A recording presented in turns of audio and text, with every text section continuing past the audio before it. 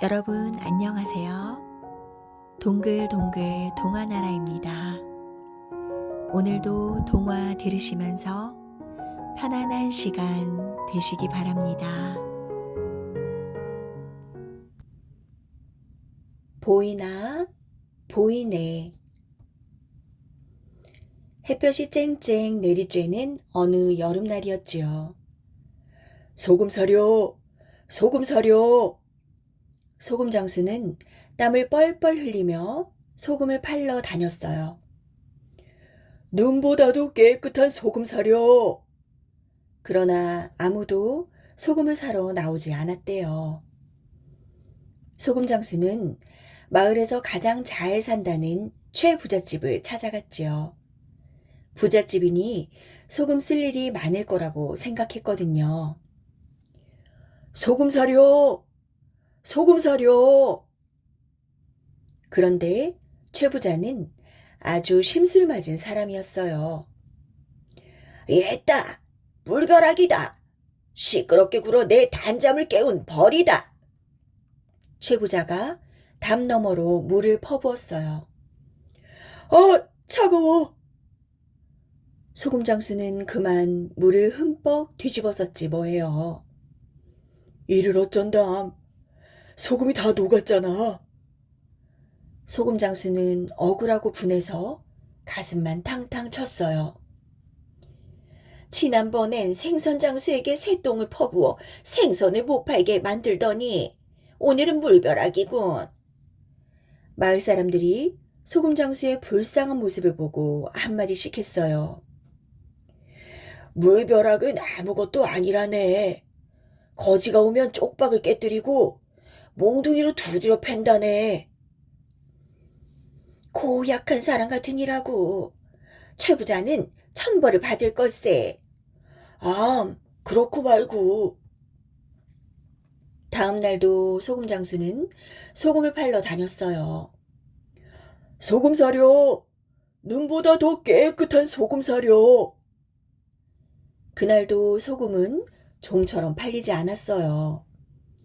소금 장수는 더위에 지쳐 잠시 쉴 곳을 찾았답니다. 마침 커다란 고목나무가 보여 그 아래에 누웠다가 잠이 들었지요.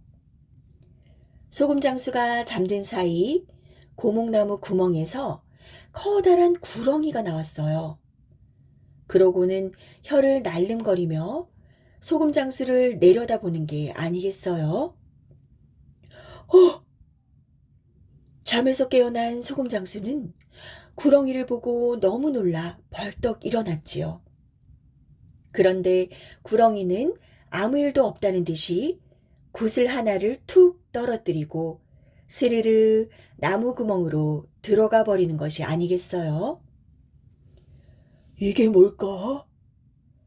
소금 장수는 구렁이가 준 파란 구슬을 이리저리 살펴보다가 주머니에 넣었어요. 쉬었으니 일을 해야지. 소금 장수는 또다시 소금을 팔러 다녔지요. 소금 사려! 소금 사려! 소금 장수! 한 아주머니가 소금 장수를 부르며 집에서 뛰어나왔어요. 그런데 아주머니는 바로 앞에 서 있는 소금 장수를 두고 두리번거리는 거예요. 이상하다.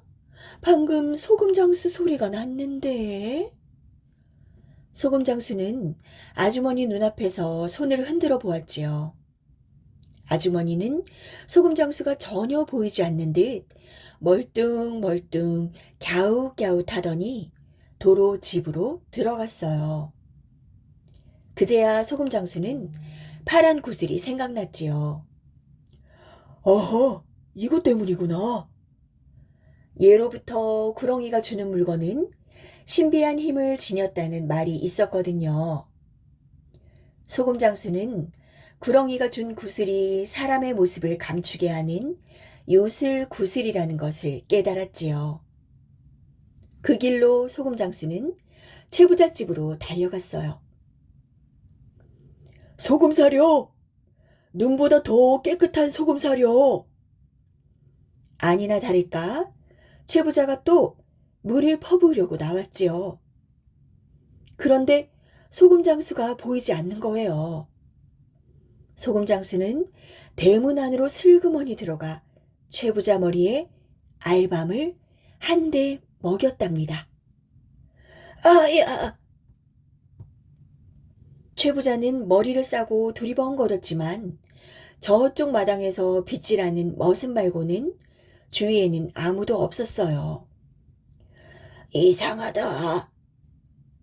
소금 장수는 웃음을 참으면서 두어 대 알밤을 더 주었지요. 소금 장수는 최 부자의 방에 성큼성큼 들어가 금괴를 들고 나왔어요.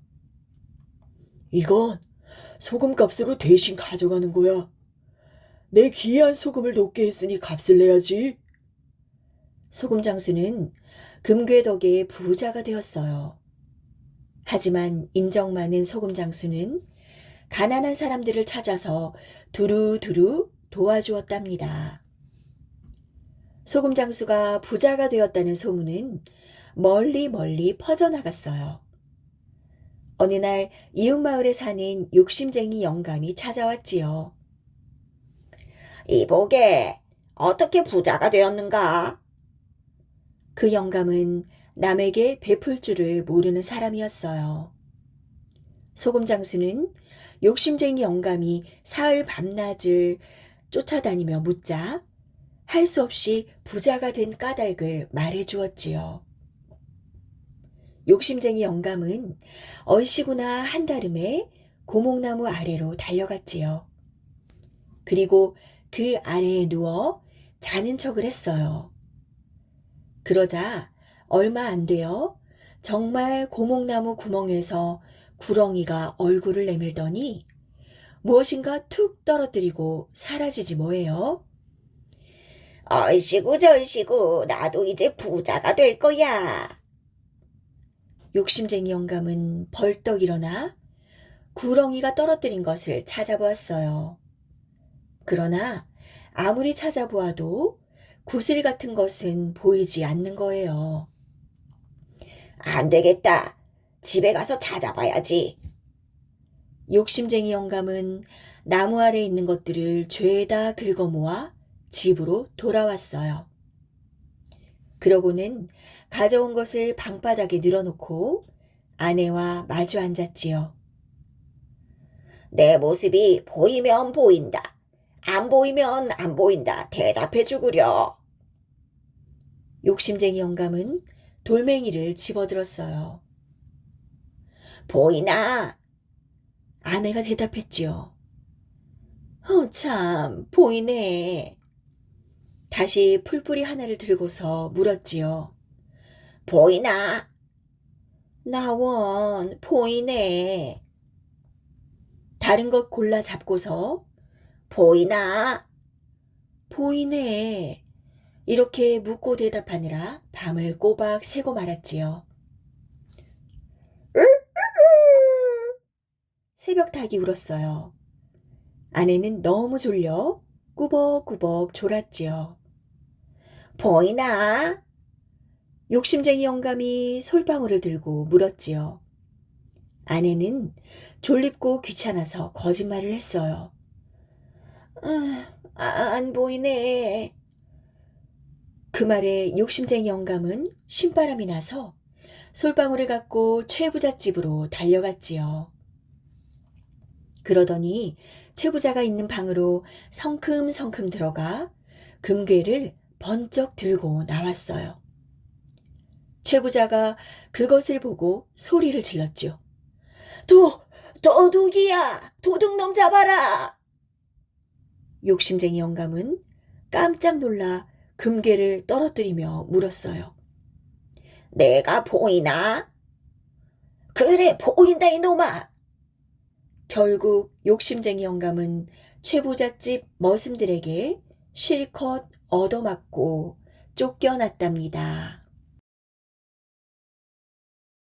접동 아홉 오라버니 접동. 옛날 어느 집에 오라버니 아홉의 누이 동생 하나가 있었어요. 하나같이 곱고 잘생겼지요. 오순도순 아무 걱정 없이 살았는데 그만 어머니가 병에 걸려 죽고 말았어요.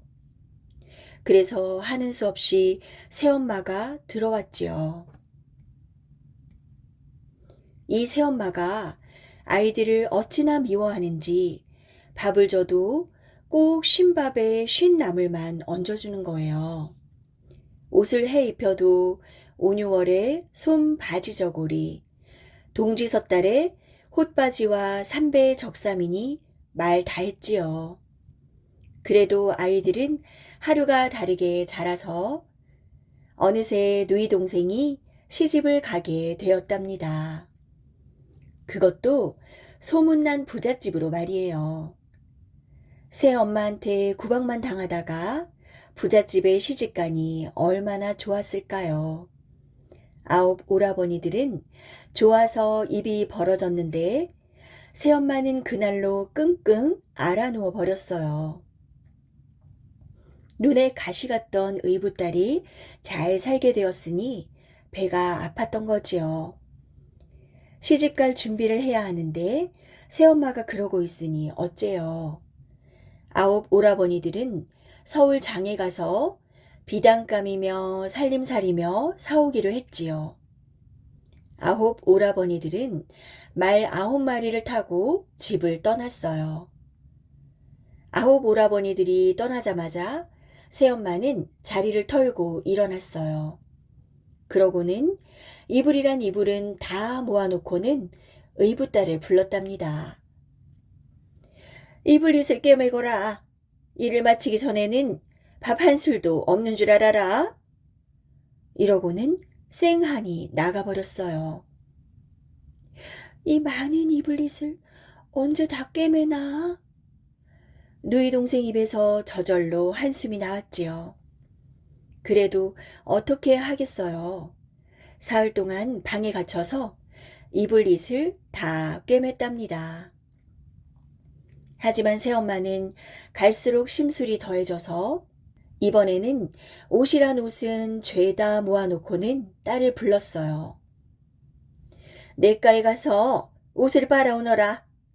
일을 마치기 전에는 집에 못 들어올 줄 알아라. 이러고는 쌩하니 나가버렸어요. 이 많은 옷을 언제 다 빠나? 누이 동생 눈에서 저절로 눈물이 나왔지요. 그래도 사흘 동안 추운 냇가에서 옷을 다 빨았답니다. 하지만 새엄마는 심술이 가라앉기는커녕 더해만 갔답니다. 이번에는 뒷마당에 장롱을 내다 놓고는 막내 누이 동생을 불렀어요. 장롱 속에 옷가락지를 떨어뜨렸다. 네가 들어가서 샅샅이 찾아보거라. 막내 누이 동생이 장롱 속으로 들어가 웅크리고 반지를 찾는데 쿵 하고 장롱 문이 닫히지 뭐예요. 새엄마가 밖에서 문을 닫아버린 거죠. 장롱 속에서 막내 누이 동생이 탕탕 문을 두드리는데 새엄마는 들은 척도 안 했어요. 그러고는 등잔불을 휙 던져버리지 뭐예요. 워낙 오래된 장롱이라서 마른 장작처럼 불이 잘 붙었답니다. 불은 금세 활활 타올랐어요. 그런데 바로 그때였어요. 활활 타오르는 불길 속에서 새 한 마리가 푸드덕 날아올랐지요. 새는 새엄마 머리 위를 빙빙 돌더니 어디론가 날아가 버렸지요. 그 무렵 9 오라버니들은 집으로 돌아오고 있었어요. 말 9마리에 바리바리 비단찜을 싣고 말이에요. 9 오라버니들이 굽이굽이 고갯길을 넘는데 어디선가 새 한 마리가 날아왔어요. 새는 큰 오라버니 비단찜 위에 내려앉더니 접동 접동 9 오라버니 접동 하고 울었어요. 큰 오라버니가 잡으려고 손을 내미니까 포르르 날아가서 둘째 오라버니 갓 위에 앉았어요. 그러더니 접동 접동 아홉 오라버니 접동 이러고 울었지요.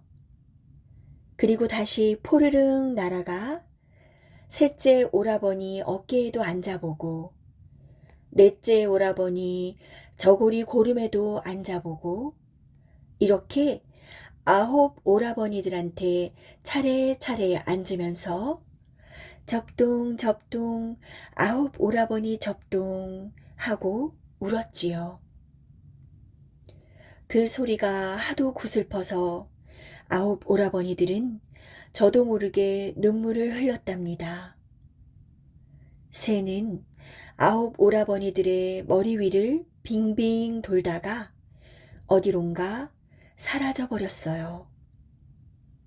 아홉 오라버니들은 불길한 생각에 부랴부랴 집으로 달려갔어요.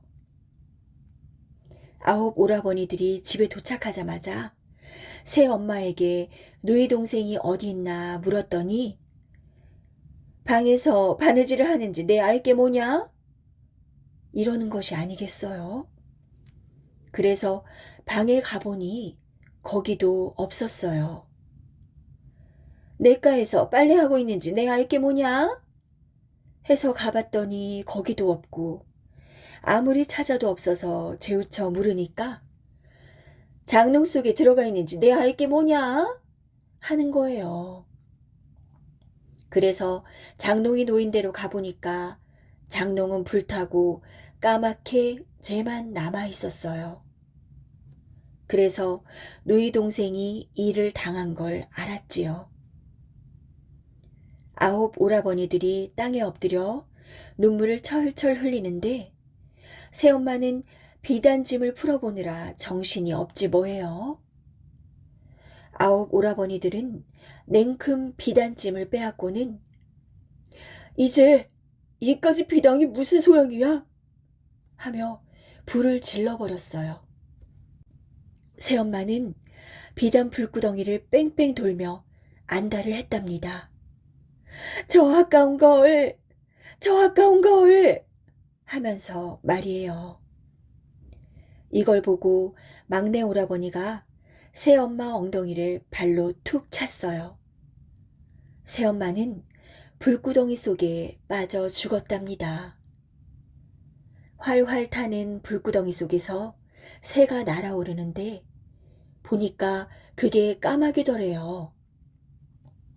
새엄마는 까마귀가 돼서도 접동새가 된 막내 누이 동생을 괴롭히려고 따라다닌대요.